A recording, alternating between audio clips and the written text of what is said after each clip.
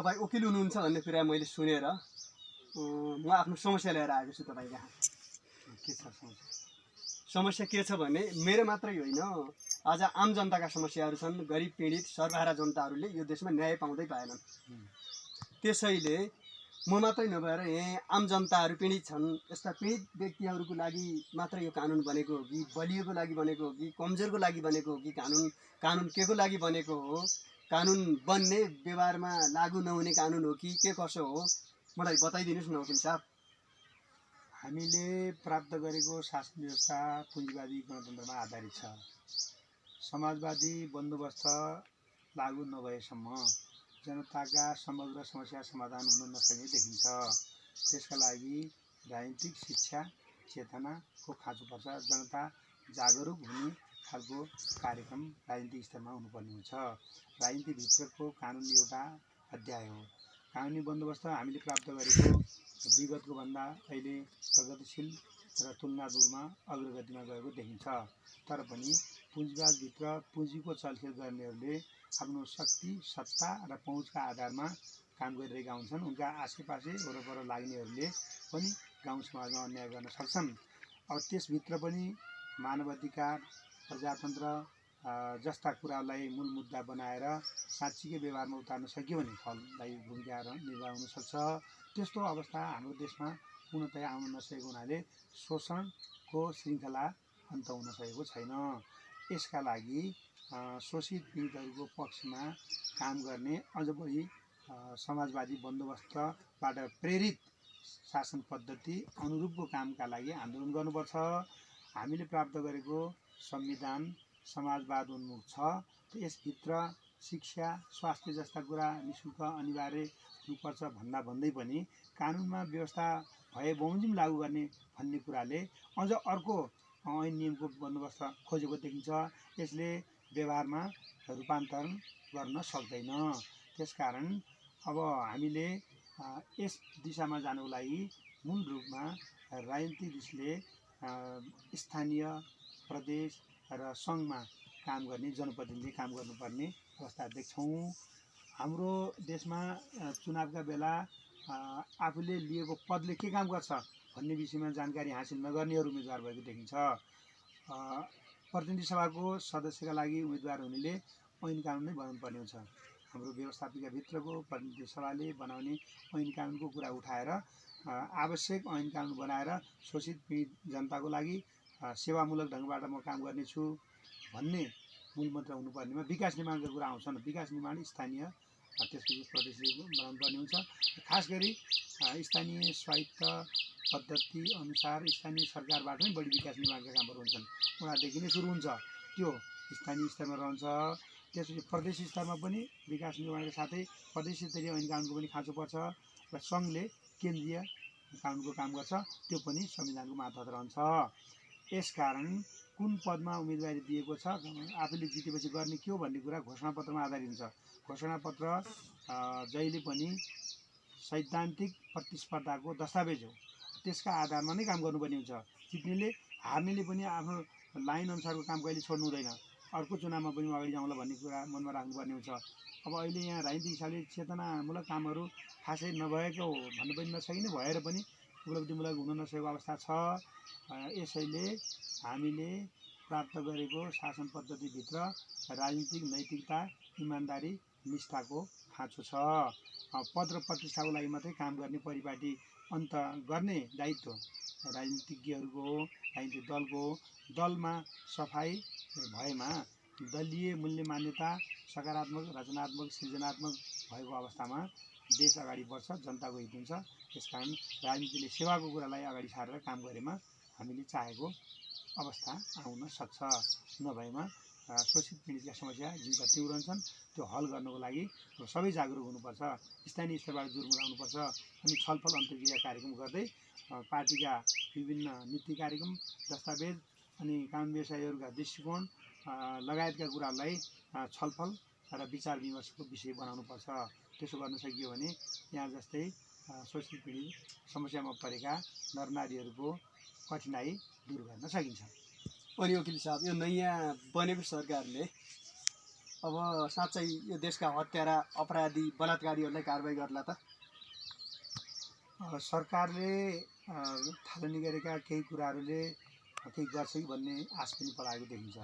निर्मला पन्त लगायतका बलात्कारपछि मारिएका चेलीबेटीहरूको कथा व्यथा हाम्रो देशमा जिउँदो छ। यस्ता धेरै घटना छन्। सत्तामा बसेकाहरूले अपराधीलाई ढाकछोप गरेर शोषित पीडित अथवा शिकार बनेका जीवनमा घाइते बनेका व्यक्तिहरूको उद्धार गर्न नसकेको अवस्था थियो। अहिले केही त्यस्ता सकारात्मक लक्षणहरू देखिएका छन्। भ्रष्टाचारीहरूलाई कारबाही गर्ने, दस्तावेज अथवा उनले गरेका कुकृत्यका नालीबेली पत्ता लगाएर तिनलाई कानुनी कठघरामा उभ्याउने कामको थालनी भएको देखिन्छ। यसले पूर्णता पाउन सक्ने नसक्ने भन्ने विषयमा अझ समय पर्खिनुपर्छ। अब यसका लागि विगतको तुलनामा केही कुराहरू सकारात्मक रूपमा अघि बढेको परिदृश्यलाई हामीले मनन गर्नुपर्छ। अब अरू काम कारबाहीहरू कति हुन्छन्, कतिसम्म हामी साँच्चीकै समाजमा सेवा भएको देख्छौँ भन्ने कुरा अलिकति भविष्यकै गर्भमा रहेको हुनाले पछि थाहा हुने नै छ। अब सैद्धान्तिक दृष्टिकोणले पार्टीलाई हेर्नुपर्छ र सिद्धान्त अनुसारको काम गरेन भन्ने कुरालाई मुख्य मुद्दा बनाउनु पर्ने हुनाले अपराधीहरूलाई कुनै पनि प्रकारले सजाय दिने पक्षमा अघि बढेका पाइलाहरू सकारात्मक हुन्छन्।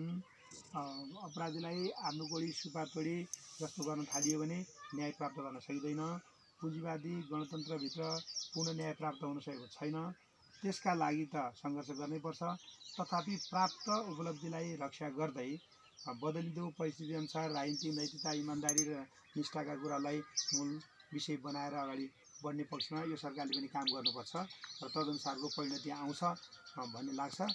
अहिले अब सत्ताका पछि घुम्नेहरूले हिजो कुनै पार्टीहरूका पछाडि दौडी जस्तै अहिले पनि सत्तामा जाने पार्टीका पछि दौड्ने, म यो पार्टीको ऊ पार्टीको भनेर सिद्धान्त नबुझेर विचार विमर्श नगरेर हवालाका भरमा पछि लाग्ने परिपाटी छ। तिनै हिजो ठुला भनिएका पार्टीका पछि लाग्ने मान्छेहरू अहिलेको सत्तामा जाने पार्टीका पछि पनि दौडिरहेको देखिन्छ। यस तरिकाले समाजमा परिवर्तन हुँदैन। त्यस पक्षमा त्यही त ल हेर्नुहोस् न, जस्तै पार्टीका मान्छेहरू ध्यान दिएर चिन्नुपर्छ, बुझ्नुपर्छ र सिद्धान्त अनुसारको दस्तावेज अगाडि सारेर व्यवहार पनि हेर्नुपर्छ। जस्तै हिजो काङ्ग्रेस हौँ एमाले हौँ भन्नेहरू काङ्ग्रेसबाट एमालेबाटै कमिसन खाए। हामी काङ्ग्रेस हौँ भनेर चर्को चर्को नारा जुलुस लगाउँदै जता मोजमस्ती जता खान पाए उतै लागे। आज ती नै फेरि यता फर्केका छन्। राजनीतिक चेतनाको अभाव पनि हो, यसमा स्वार्थ पनि लुकेको छ। अनि यसको पृष्ठपोषण खास गरी राजनीतिक दलहरूले नै गरेको देखिन्छ। सबैभन्दा ठुलो सेवा राजनीति हो। राजनीतिभित्र कानुन हुन्छ। अब कानुनी बन्दोबस्त, शिक्षा, स्वास्थ्य लगायतका विकासका आधारभूत कुराहरूलाई ठिक तरिकाले चलाउने परिपाटी राजनीतिले तय गर्नुपर्ने हुन्छ। ती दलहरूले बेइमान, भ्रष्ट, स्वार्थी, देशप्रति स्नेह नभएका मान्छेहरूलाई हुल्ने काम गरे। अपराधीहरूलाई हुल्ने बथान बनाएपछि पार्टीमा विडम्बना सिर्जना भएको हो। अब काङ्ग्रेसले गरेको काममा एमाले आयो, अनि एमाले पछि माओवादीले काङ्ग्रेस एमाले नै खाए, अब हामी पनि खान्छौँ भन्ने किसिमले आयो देखियो। अब त्यो साँच्चीकै माओवाद नभएर माओ विचारधारा हो। त्यसलाई माओवादीले आफ्नो विवेकसम्म तरिकाले चलाएको भए बहुमत ल्याएर अगाडि बढ्न सक्ने अवस्था हुन्थ्यो। त्यो बहुमतका सरकारभित्रको पनि विभिन्न प्रकारको विकृति विसङ्गतिले गर्दाखेरि दलहरूले गरेको हालिमुहालीले त्यसले खास उपलब्धि हासिल गर्न सकेन। अनि यो 3% मतको सीमा समेत राखेर हामी नै सरकारमा जानुपर्छ, हामीले नै मनपरी गर्नुपर्छ भन्ने मान्यता राख्ने हुनाले त्यो विषय सत्ता पक्ष र प्रतिपक्ष छुट्याउन नसक्ने अवस्थामा पुगेको थियो। संसदीय व्यवस्थाको मूल्य मान्यताभन्दा बढी फरक ढङ्गबाट काम गरेको कारणले पुँजीवादी गणतन्त्रभित्र पनि मूल्य मान्यता कुल्चिएको, मिचिएको, मनपरी गरेको हुनाले जनताले दुःख पाए, समस्या जिउँदा जिउँदो रहे, अनि समाधान हुन सकेन। त्यसपछि अर्को शक्ति आउँछ, जहाँ पनि यस्तो हुन्छ, आउँछ। त्यो आउने शक्तिले कसरी थेक्न सक्छ, कसरी चित्त बुझाउँछ, जनताको सेवा कसरी गर्छ भन्ने कुरा मुख्य हो। त्यसका लागि पनि सिद्धान्त अनुसारको व्यवहार हेर्ने हुनाले विगतको तुलनामा अहिले केही परिवर्तन हुन थालेको छ, अथवा भ्रष्टाचारीहरूलाई कारबाहीको श्रृङ्खला अगाडि बढेको छ। बलात्कारी अपराधीहरूलाई दण्ड सजाय दिने थालनीले सकारात्मक लक्षण देखा पारेको छ। अब यो पूर्ण न्यायको लागि सबै यस्ता तथ्याङ्कहरू खोजिनिति गर्दै विगतदेखि वर्तमानसम्म हालिमुहाली गर्ने, देशलाई बेच्ने, असमान सन्धि सम्झौता गरेर अनि वैदेशिक सरकारहरूको इसारामा नाच्ने, मूलत भारतीय विस्तारवाद र अमेरिकी साम्राज्यवादको चङ्गुलमा फँसेका, उनीहरूको नीति निर्देशनमा लाग्ने, डलर खाने खुवाउने एनजिओ आइएनजिओ मार्फत देशलाई प्रमोट गर्नेहरूलाई कारबाही गर्नुपर्छ। अहिले अमेरिकाको साम्राज्यवादी नीतिले गर्दा ट्रम्प प्रशासनले गरेको अन्यायका विरुद्ध जनता फैलिएको छ। इरानले त्यसका विपक्षमा आफ्नो कार्यदिशा अगाडि बढाएको छ। अनि भेनेजुएलाका राष्ट्रपति मादुरोलाई अपमान गरेर निजकी पत्नी समेत लिएर लागु औषधसँग सम्बन्धित झुटा मुद्दा चलाउने अमेरिकाको साम्राज्यवादी नीति विरोधको विषय हो। मानवाधिकार र प्रजातन्त्रको नाउँमा अमेरिकाले गरेको साम्राज्यवादी क्रियाकलाप विरोधको विषय हो। त्यसलाई हामीले निम्त्यान्न पार्न, विस्तारवादी भारतको क्रियाकलापलाई पनि रोक्नको लागि स्वतन्त्र रूपमा हाम्रो देशको सरकारले काम गर्ने दिशामा खेलेको भूमिकाले अझ बढी फलदायी अथवा फराकिलो दायरामा रहेर काम गर्नुपर्छ र विवेक र सेवाको भावनाले काम गरियो, बुद्धि, सिद्धान्त र समाजवादी विचार प्रयोग गरियो भने फल प्राप्त हुन्छ। त्यो जनताको हितमा हुन्छ। नेताभन्दा जनताले बढी सुख पाउने परिपाटीमा जानु आवश्यक छ। यसका लागि स्थानीय स्तरबाट हामीले खर्च बचाउनुपर्छ। अनि वकिल साहब, अब जति जोगिया कानी चिरेका भने चाहिँ अब नेताहरू साम्राज्यवादीको पुच्छर हुने, उही विस्तारवादीको पुच्छर हुन थाले। त्यो तरिकाले त भएन नि।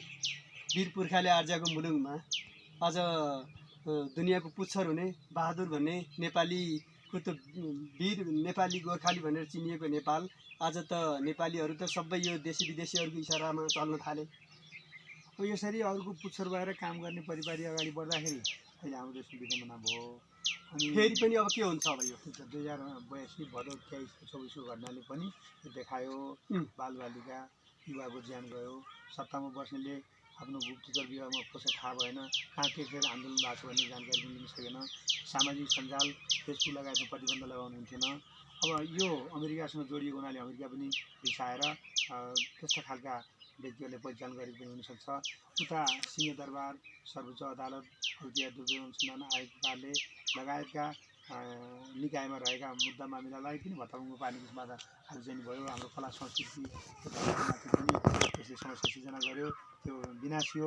अब जनताका सन्तानलाई मार्ने, सत्तामा बसेर त्यसलाई नियन्त्रण गर्न नसक्ने अथवा कुनै घटनाक्रमलाई रोक्न नसकेर शान्ति सुरक्षाको व्यवस्था मिलाउन नसक्ने सरकार पनि नलागेको, त्यसलाई पनि कारबाही गर्नुपर्छ। उता कला संस्कृति र मुद्दा मामिला समेतको छिनोफानो गर्ने सर्वोच्च न्यायिक निकायमा समेत प्रहार गरेर सारा भौतिक संरचना समेत ध्वस्त पार्ने, दस्तावेजहरू गायब पार्ने परिपाटीमा लागेकाहरूलाई पनि कारबाही गर्नुपर्छ। आन्दोलनको नाउँमा, सङ्घर्षको न्युमा गरिने विध्वंसकारी, देशलाई ऐद हुने, देशका कला संस्कृति मास्ने खालका काम कारबाही भएमा त्यसमा सहभागी जसलाई पनि कारबाही गर्नुपर्ने हुन्छ। सरकारले सन्तुलित तरिकाले विकास निर्माण गर्ने अनि आवश्यकताअनुसार समाजको हित हुने ऐन कानुन बनाउने र अपराधीहरूलाई ठिक ठाउँमा राख्ने, दण्ड सजाय दिने, जघन्य अपराधी, बलात्कारी, बालबालिका, महिलामाथि अत्यन्त निन्दनीय व्यवहार गरेर कुकाम गर्नेलाई मृत्युदण्डसम्मको सजाय दिँदा पनि केही फरक पर्दैन। मानवाधिकार र प्रजातन्त्रको नाउँमा जे मन लाग्यो त्यही गर्ने परिपाटी अन्त गर्नको लागि कडा कानुनी शासन व्यवस्थाको आवश्यकता हुन्छ। त्यसका लागि साँच्चीकै अन्तर्हृदयदेखि देश र जनताको हित, भलाइ एवं कल्याणका कुरालाई सिर उपर राखेर सेवामूलक ढङ्गबाट राजनीतिले काम गर्ने हो भने हामी त्यस दिशामा अगाडि जान सक्छौँ। सरकारलाई घचघच्याउने, सरकारले गरेका राजनैतिक क्रियाकलापहरूको सराहना, तर नकारात्मक पाइलाहरूका विपक्षमा आवाज उठाउने दायित्व एवं अधिकार हामी जनताको हो। यसकारण यहाँ जस्तै अरू पीडितहरूले पनि यसबारेमा बोल्नुपर्छ। र यहाँले भन्नुभयो जस्तै अब व्यक्तिगत रूपमा काम गर्ने परिपाटीको लागि हामी विभिन्न क्षेत्रमा रहेका आवश्यक कार्यदिशा सम्हाल्नेहरूले आफ्नो क्षेत्रमा रहेर काम गर्नुपर्छ। जस्तो कानुनी व्यवसायले कानुनी क्षेत्रमा काम गर्नु पर्यो। जनताको सेवा गर्छु, म यो पेसाबाट सेवा गर्छु र आफ्नो पेसा पनि धान्छु भन्ने भावना राख्नु पर्यो। र अरूहरूले जहाँ बसेको छ त्यही ढङ्गबाट काम गर्नुपर्ने हुन्छ। राजनीतिले सबै कुरालाई ठेगान लाउनु पर्ने हुनाले राजनीति स्वच्छ पवित्र भयो, मूल पवित्र भयो भने धमिलो बग्न पाउन्न। राजनीतिभित्र नै सरसफाइ छैन, भने त्यसले विडम्बना सिर्जना गर्छ। हाम्रो देशको कथा व्यथा भ्रष्टाचार बढ्नुको कारण त्यो हो। अहिले भ्रष्टाचारीहरूलाई कारबाही थाल्ने गरी जस्तै गुन्डा गर्दै गर्ने दादागिरी गराएर विदेशीको चङ्गुलमा फसेर अरूको इसारामा अरूको रकम खाएर बाँचेका, नाचेका, हाँसेका र जनतालाई दुःख दिने र सर्वसाधारणलाई भर्याङ बनाएर अघि जानेहरूलाई हामीले किनारा लगाउनको लागि सामूहिक एवं साझा प्रतिबद्धतासहित काम गर्नुपर्छ, लड्नुपर्छ। त्यसको लागि सिद्धान्त मुख्य आधार हुन्छ र व्यवहारमा उत्रिनु हामी सबैको कर्तव्य हुन्छ। तपाईँ जस्तो वकिल देशैभरि यस्तै वकिल भइदिए त सायद यस्तो पनि हुन्थेन होला। पीडितले न्याय नपाउने, बलात्कारीले न्याय नपाउने, अपराधी लुट्थेन होला। तपाईँ जस्ता वकिलको आवश्यकता छ हाम्रो देशमा भनौँ न। त्यसैले मलाई त अब केही काम पर्यो कि ठ्याक्कै तपाईँको कानुनी सेवामा म आइहाल्छु। हजुरको सम्पर्क नम्बर, कानुनी सेवा केन्द्र, ल फर्म कहाँनिर होला वकिल साहब? मेरो कानुनी कार्यशाला पञ्चकोशी कानुनी सेवा केन्द्रका रूपमा रहेको छ। यो सुर्खेत वीरनगरको घण्टाघर लाइनमा देखिन्छ, त्यहाँ सम्पर्क राख्न सकिन्छ। अब मैले प्रोबोनो सेवा अन्तर्गत जिल्ला उच्च अदालतमा काम गर्दै आएको छु। असहाय नरनारी, बालबालिका अथवा अन्य पुरुषको हकमा जानकारी पाएसम्म सेवा दिने गरिएको छ र म जस्ता अरू कानुन व्यवसायीहरू पनि छन्। एक्लै नभएर अरू देशभरि अरू कानुन व्यवसायी छन् र त्यस्ता कानुन व्यवसायीले प्रोबोनो सेवा अन्तर्गत पनि काम गरिरहेको देखिन्छ। त्यस्ता कानुन व्यवसायीहरूको पहिचान गर्न आवश्यक छ। म मात्रै छु भन्ने नभएर अरू होइन, अरू वकिलको जवाब दिइहाल्नु पुरै। अब यस अन्तर्गत अर्को एउटा सेवा छ, वैतनिक कानुन व्यवसायको व्यवस्था पनि हुन्छ जिल्ला उच्च र सर्वोच्च अदालतमा समेत। त्यस्ता कानुन व्यवसायीले अदालतबाट पारिश्रमिक लिने, जनताबाट नलिने, निःशुल्क सेवा दिने गर्नुपर्छ।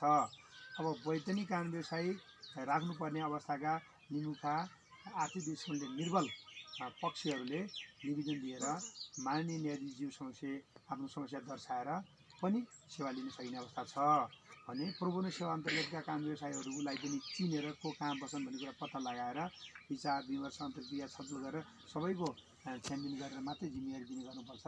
नभए कानुन व्यवसायीले पनि पक्ष अथवा कर्मचारी अथवा अरू कसैसँग मिलोबतो गरेर पनि नाजायज तरिकाले खाने हुनसक्छ। अब सबै शोषक सम्बन्धित छन्, सबैले नाजायज तरिकाले कमाउँछन् भन्ने होइन।